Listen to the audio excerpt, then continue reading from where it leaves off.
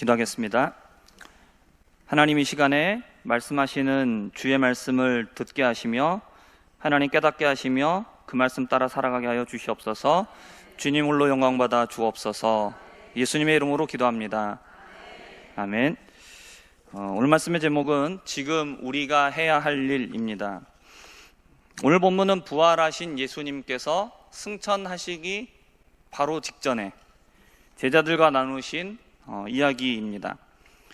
마지막 이 만남 속에서 예수님은 제자들에게 한 가지를 명령하시죠. 세상에 남겨진 제자들이 해야 될 일이 무엇인지에 대한 내용이었습니다. 예수님께서 제자들에게 하셨던 이 명령은 지금 이 시대를 살고 있는 우리들에게도 동일하게 적용되고 있습니다.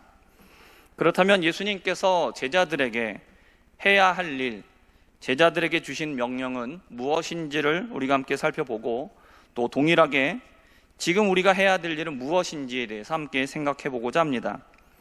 첫 번째로 우리가 생각을 해볼 것은 여전히 세상을 바라보고 있는 제자들입니다. 사도행전 1장 3절의 말씀입니다. 함께 읽어보겠습니다. 그가 고난받으신 후에 또한 그들에게 확실한 많은 증거로 친히 살아계심을 나타내사 40일 동안 그들에게 보이시며 하나님 나라의 일을 말씀하시니라. 아멘. 예수님께서는 부활하시고 나서 제자들을 만나셨습니다. 그래서 십자가에서 고난당하시고 또 죽임을 당하신 후에 부활하신 예수님 자신을 직접 목격하게 하셨습니다. 이것보다 더 확실한 증거는 없습니다. 그렇죠? 부활하신 예수님을 만났다. 내가 예수님을 만났다. 예수님은 부활하셨다. 이것보다 더 강력한 증거는 없습니다. 예수님은 확실한 증거로 제자들에게 보여주셨고, 그리고 제자들은 예수님을 목격하고 우리에게 이것을 증언한 겁니다. 그렇기 때문에 이것은 참된 증언이기 때문에 이 증언을 믿는 우리의 믿음도 헛된 믿음이 아닌 줄 믿습니다. 부활 후에 40일 동안 예수님은 제자들과 또 성도들에게 자신을 보여주시고 하나님 나라의 일을 말씀하셨다라고 오늘 3절에서 얘기하고 있습니다. 여기에서 예수님께서 제자들에게 말씀하셨던 하나님 나라의 일이 무엇이냐, 이것은 우리가 네 가지로 생각을 해볼 수가 있습니다. PPT를 보시면 하나님 나라의 일 네 가지에 대해서 있습니다. 첫 번째는 하나님 나라는 무엇인가입니다. 이것은 예수님께서 하나님 나라에 대해서 알려주신 내용이죠. 예수님이 말씀하셨던 하나님 나라는 무엇이었습니까? 세상적인 나라, 세상에 세워지는 왕국이 아니었다라는 것이죠. 이것은 예수 그리스도로부터 시작된 영적인 통치를 말하고 있습니다. 하나님 나라는 죄와 사망의 권세 아래서 신음하고 있었던 영혼들을 살려내시는 바로 그 나라를 얘기하고 있습니다. 그리고 두 번째로는 하나님 나라의 시작입니다. 예수 그리스도 안에서 시작된 이 하나님의 나라는 예수께서 세상에 오실 때에 먼저 선포되었습니다. 하나님의 나라가 올 것이다, 임박했다, 가까이 왔다 라고 이렇게 선포되었죠. 그리고 이 하나님의 나라는 어떻게 시작되었느냐, 예수님의 십자가와 부활을 통하여서 죄와 사망의 권세가 깨어지고, 그리고 하나님의 나라가 시작되었던 것입니다. 그리고 세 번째, 하나님 나라의 확장입니다. 이렇게 시작된 하나님의 나라는 겨자씨와 같이 아주 미미하게 시작을 하죠. 사람들이 볼 때 아주 보잘것없어 보였습니다. 그러나 이것은 어떻게 됩니까? 점점 자라나서 큰 나무가 됩니다. 그래서 새들이 와서 깃들일 수 있을 만큼 확장되게 된다라는 것입니다. 그래서 예수님께서는 이러한 하나님 나라의 확장을 말씀하셨고, 그리고 오늘 말씀에도 나오지만 이 확장이 누구에게 주어지느냐? 제자들에게 주어진다라는 것이죠. 그리고 네 번째, 하나님 나라의 완성입니다. 제자들을 통하여서 복음의 전파가 되면, 그리고 이 복음이 세상 끝까지, 그리고 세상이 끝날까지 전파가 되게 되면 예수님이 다시 오시는 재림이 임한다라는 것이죠. 그렇게 하나님의 나라가 완성될 때에 어떻게 되느냐? 이 땅은 온전히 사라지고 온전한 하나님의 나라, 새 하늘과 새 땅이 임하게 된다라는 것을 말씀하고 있습니다. 예수님께서 말씀하여 주셨던 이 하나님의 나라 네 가지 중에서 첫 번째와 두 번째는 예수님께서 주로 공생의 기간 동안에 계속해서 제자들에게 말씀을 하셨습니다.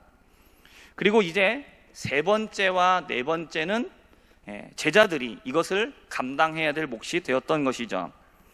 제자들은 이 명령을 감당하기 위해서, 하나님 나라의 확장을 감당하기 위해서 예수님은 말씀하십니다. 예루살렘을 떠나지 말고 예수님께서 말씀하신, 아버지께서 약속하신 것, 바로 성령을 세례받는 것을 기다리라고 말씀하시죠.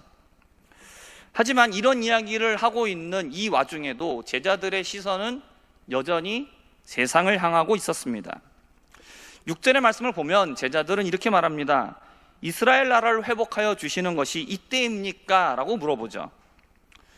제자들은 이건 무엇을 얘기하느냐? 성령께서 임하시면, 약속하신 그 하나님께서 보내주시겠다고 하신 약속하신 성령께서 임하게 되면 우리나라가 로마의 압제 아래에서 벗어날 수 있게 되는 것입니까? 바로 그날입니까? 성령이 오시면 우리를 통해서 이 나라를 회복시켜 주시는 것입니까? 라고 물어보는 겁니다.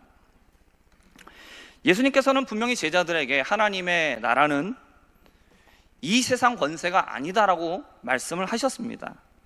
그러면서 예수님은 무엇을 하셨죠? 병자들을 고치시고 귀신을 쫓아내셨습니다. 그리고 죽은 자를 살리시고, 그리고 복음을 전파하셨죠. 그래서 하나님의 나라를 계속해서 보여주셨습니다. 하나님의 나라를 계속해서 가르쳐 주셨습니다. 하지만 제자들의 마음속에서는 계속 무엇이 있었다는 겁니까? 나라에 대한 해방, 조국의 회복, 이것이 아직 남아 있었다는 것이죠. 제자들의 이러한 질문은 하나님의 나라와 세상 나라를 구분하지 못하고 혼돈하기 때문에 나온 질문입니다. 예수님은 세상 나라, 세상 권세를 얻기 위해서 이 땅에 오신 것이 아닙니다. 예수님은 이 땅에 오셔서 죄에 억눌려 있는 자들을 해방시키시고 사망의 그늘에 앉아있는 자들에게 참된 생명, 영생을 주시기 위해서, 억눌린 자들에게 해방시켜 주시기 위해서 세상에 오신 것이죠. 그러나 제자들이 관심을 갖고 있었던 것은 뭡니까? 이스라엘의 회복이라는 것이죠. 성령이 임하시면 이 나라가 회복되는 겁니까? 하나님의 능력이 나타나면 우리나라가 잘 살게 되는 겁니까? 우리가 이 땅의 삶이 나아지는 겁니까? 이걸 물어보고 있다는 것이죠. 예수님은 답하십니다. 그거는 하나님께서 그분의 때와 시기에 따라서 하실 일이다. 그러므로 너희가 알 바가 아니다라고 말씀하시죠. 그것은 우리가 관심을 둬야 될 일이 아니라는 겁니다. 제자들이 해야 될 일은 뭡니까? 제자들이 관심을 갖고 있어야 될 것은 무엇입니까? 성령의 충만을 받아서 복음의 증인이 되는 거죠. 그래서 하나님의 나라를 확장해 나가는 것, 이것에 관심을 갖고 있어야 된다는 겁니다.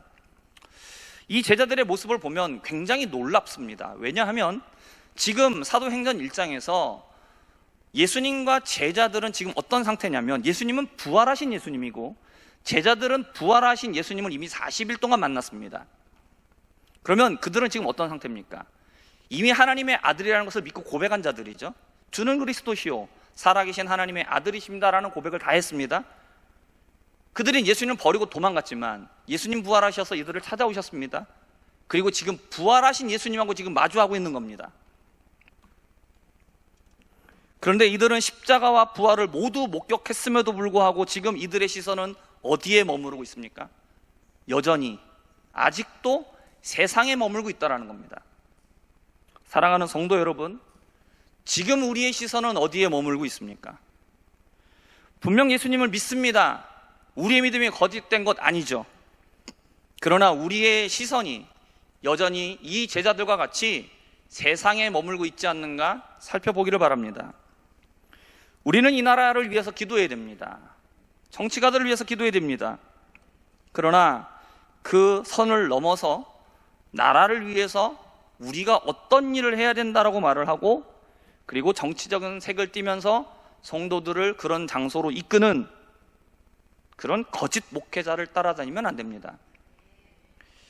그들을 지지하거나 또는 또 반대편에 서서 반대하는 그런 일들, 그런 것은 우리의 시선이 여전히 세상에 머무르고 있다는 것을 보여주고 있는 것이죠. 우리의 시선이 부활하신 예수님을 만나고 있으면서도 여전히 세상에 머무르고 있었던 제자들과 다르지 않다라는 것을 보여주는 겁니다. 주님은 우리를 세상 나라를 위하여서 부르시지 않았습니다. 주님은 우리를 하늘나라를 위하여 불러주셨습니다. 우리를 복음의 증인으로 불러주신 줄 믿습니다. 두 번째로 우리가 생각해 볼 것은 시선을 돌려 하늘을 바라보게 된 제자들입니다. 여전히 제자들의 시선이 세상에 머무르고 있을 때에 이것을 보시는 예수님은 이들에게 제자들이 해야 될 일이 무엇인지에 대해서 알게 해주십니다. 오늘 본문 8절의 말씀을 함께 읽어보겠습니다. 오직 성령이 너희에게 임하시면 너희가 권능을 받고 예루살렘과 온 유대와 사마리아와 땅끝까지 이르러 내 증인이 되리라 하시니라. 아멘. 예수님은 성령이 임하시게 되면 그때에 제자들이 생각하는 것처럼 이스라엘이 회복되는 것, 이것이 아니라 하나님의 나라를 확장시켜 나가게 될 것이다 라고 말씀합니다. 성령을 받게 되면, 오직 성령이 너에게 임하시면 권능을 받게 되고 그 능력으로 유대와 사마리아와 땅끝까지 이르러 복음의 증인이 될 것이라고 말씀하시죠. 그리고 이 말씀을 하시고 나서 예수님은 제자들이 모두 보고 있는 그 가운데 하늘로 올려 가셨습니다. 예수님께서 하늘나라로 올라가시는 그 장면을 제자들은 자신의 눈으로 직접 목격하게 되었습니다. 예수님께서 같이 머무르러 계시다가 감람산에 계시다가 그 몸이 점점 하늘로 올라가실 때에 제자들의 시선은 어떻게 되었을까요?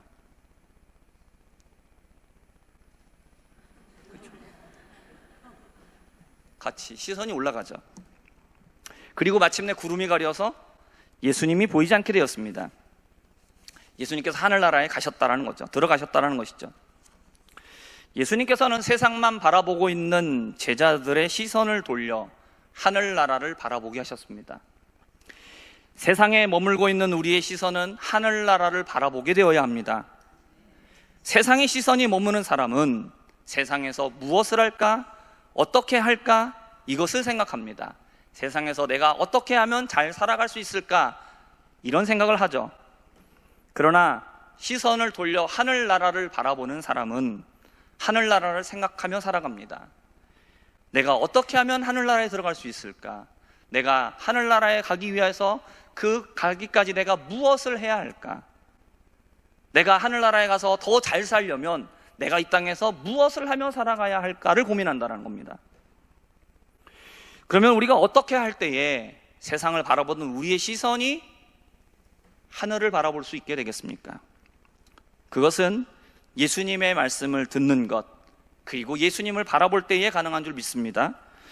제자로 부르신 우리들에게 주님이 원하시는 것이 무엇인지를 예수님은 말씀하시죠. 말씀을 통해서 얘기하십니다. 성령이 임하면 너희들이 땅끝까지 가서 내 복음의 증인이 될 것이다 라고 말씀하여, 주님의 말씀을 통해서 잃어버린 사명, 까먹어버린 그 사명을 다시 깨닫게 하시는 겁니다. 그리고 그 주님을 바라보는 거예요. 우리에게 말씀하시는 주님을 바라볼 때에 우리의 시선은 자연히 주님을 따라서 하늘로 바뀌게 되는 겁니다. 주님을 바라본다는 것은 결국 무슨 얘기입니까? 주님을 사랑하는 사람이죠. 주님을 소망하는 사람이에요. 주님은 제자들의 눈앞에서 하늘나라로 올라가셨습니다. 내가 사랑하는 주님, 보고 싶은 주님이 어디에 계셔요? 하늘에 계시죠. 그러면 주님을 바라보는 사람은 어떤 것을 생각하겠습니까? 주님을 만나고 주님과 함께 하고 싶다라는 마음이 있는 사람은 세상을 바라보지 않죠. 어디를 바라봅니까? 주님이 계신 하늘나라를 바라보는 거예요. 우리 모두 우리의 시선이 세상이 아니라 하늘나라를 보게 되기를 바랍니다. 세상에서 잘 되기 위해서 어떻게 하면 이 세상에서 내가 어떻게 할까? 무엇을 할까? 이것을 고민하는 자들이 아니라 하늘을 바라보고 하나님의 나라를 위하여서 일할 수 있는 우리가 되기를 주님의 이름으로 축복합니다. 세 번째로 우리가 생각해 볼 것입니다. 하늘을 보는 시선으로 세상을 바라보게 된 제자들입니다. 예수님께서 하늘로 올라가시고 구름이 가리워서 보이지 않게 되었습니다. 그런데 제자들은 어떻게 하고 있습니까? 계속해서 보고 있습니다. 구름이 가렸어요. 안 보여요. 더 이상 안 보여요. 점도 없어요. 근데 계속해서 보고 있어요. 여러분, 이렇게 계속해서 보고 있으면 어떻게 됩니까? 경련이 일어납니다. 그렇죠? 목을 다시 내려야 돼요. 제자들은 계속해서 하늘만 보고 있는 겁니다. 예수님은 이제 보이지도 않는데 하염없이 보고 있어요. 언제 고개를 내릴지도 모르겠고 계속 보고 있는 거죠. 그때 천사들이 나타납니다. 제자들 곁에 오늘 보면 흰옷을 입은 두 사람이 나타난다고 얘기합니다. 이들은 천사죠. 왜 두 명인가요? 율법에서 증인의 증언이 효력을 얻으려면 두 명의 증인이 필요합니다. 천사가 둘이 나타났다는 얘기는 이게 무슨 얘기냐? 자기들이 하는 얘기가 아니라는 거예요. 하나님이 시킨 얘기라는 겁니다. 주님이 시킨 이야기를 지금 전달하고 있는 겁니다. 오늘 본문 11절의 말씀입니다. 이르되 갈릴리 사람들아, 어찌하여 서서 하늘을 쳐다보느냐? 너희 가운데서 하늘로 올려지신 이 예수는 하늘로 가심을 본 그대로 오시리라 하였느니라. 아멘. 재림의 때가 될 거라는 거죠. 그러면 너네들이 지금 하늘나라로 올라가시는 예수님 보지 않았느냐? 너네들이 본 그 모습 그대로 다시 오신다라고 얘기하고 있어요. 이게 무슨 얘기입니까? 반드시 오신다라는 얘기죠. 그러면 너네들 그때까지 뭐 하고 있을 거냐라는 거예요. 어찌하여 하늘을 보고 있느냐? 어찌하여 계속 하늘만 쳐다보고 있느냐? 지금 너네들 뭐 하고 있니? 너네들이 지금 해야 될 일 해야 되지 않냐? 지금 이거 얘기하고 있는 거죠. 아무 일도 안 하고 빈둥빈둥하는 자녀에게 뭐라고 말합니까? 놀면 밥이 나오냐? 떡이 나오냐? 놀지 말고 나가서 일하라는 것이죠. 일을 해야 돈을 벌 거 아닙니까? 그래야 먹을 것이 생기죠. 일을 안 하면 먹을 것이 생깁니까? 그냥 하늘에서 뚝 떨어집니까? 안 떨어져요. 마태복음 24장 14절의 말씀입니다. 함께 읽어보겠습니다. 이 천국 복음이 모든 민족에게 증언되기 위하여 온 세상에 전파되리니 그제야 끝이 오리라. 아멘. 예수님께서 부활 전에, 십자가 지시기 전에 제자들에게 하신 말씀이에요. 복음이 끝까지 전파가 되면, 온 세상까지 전파가 되면 그제서야 세상의 끝이 온다라고 말씀하셔요. 이게 재림의 때를 얘기하고 있는 것이죠. 제자들 세상에 남겨놓으신 이유는 뭡니까?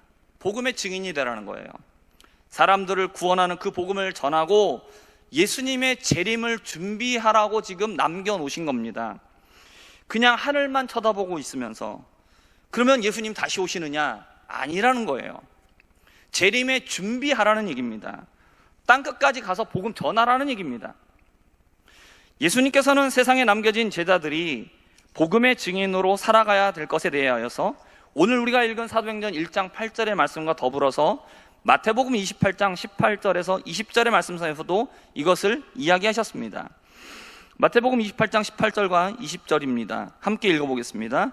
예수께서 나와 말씀하여 이르시되 하늘과 땅의 모든 권세를 내게 주셨으니 그러므로 너희는 가서 모든 민족을 제자로 삼아 아버지와 아들과 성령의 이름으로 세례를 베풀고 내가 너희에게 분부한 모든 것을 가르쳐 지키게 하라. 볼지어다 내가 세상 끝날까지 너희와 항상 함께 있으리라. 아멘.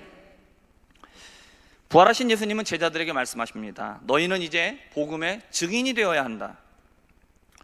세상에 남겨진 제자들이 해야 될 일은 무엇이냐? 바로 복음을 전하는 겁니다. 제자들의 시선은 세상을 바라보다가 하늘을 바라보게 되었습니다. 그들의 시선이 변화되었죠. 그러나 예수님을, 그 주님을 바라봤는데 주님은 하늘로 올라가시고 나서 제자들은 이 땅에 남았습니다. 세상에 남은 제자들은 그러면 이제 어떻게 되었을까요? 그들은 이 세상을 바라봐야죠. 언제까지 하늘 보고 있을 거냐? 이제 그만 보라는 얘기입니다. 그러면 이제 어디를 봐야 됩니까? 세상을 봐야죠.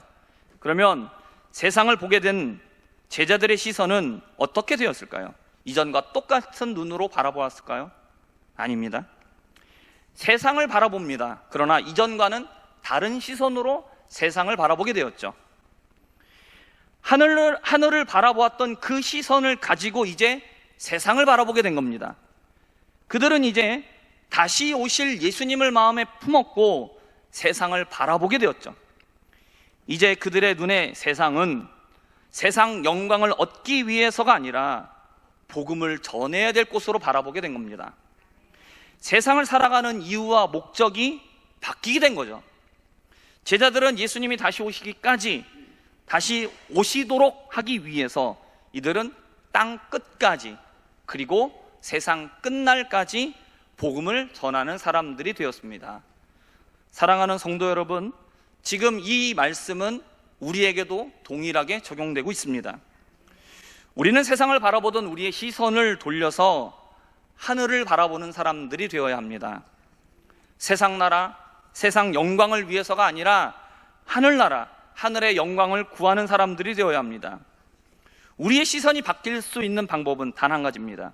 주님의 말씀에 귀를 기울여야 됩니다. 그리고 주님을 바라봐야 되죠.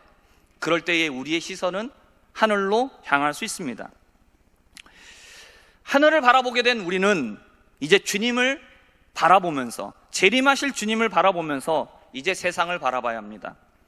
그렇게 하늘의 시선을 가지고 세상을 바라보게 될 때에 지금 우리가 해야 될 일은 다른 것이 아니라 복음을 전하는 일이라는 것을 우리는 깨닫게 됩니다. 우리는 땅 끝까지, 그리고 세상 끝날까지 복음을 전하는 것이 우리가 해야 될 사명입니다.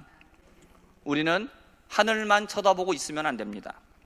주님께서 명령하신 복음의 증인이 되어서 살아갈 수 있는 우리가 되기를 바랍니다.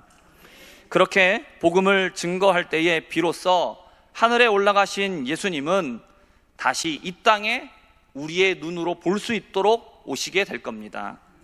다시 만나게 될 주님을 소망하면서 이 땅에서 복음의 증인으로 살아갈 수 있는 우리 모두가 될 수 있게 되기를 주님의 이름으로 축복합니다. 기도하겠습니다. 하나님 아버지, 여전히 세상을 바라보고 있는 우리의 시선을 돌려 하늘을 바라보게 하여 주시고 주님을 바라보게 하여 주시옵소서.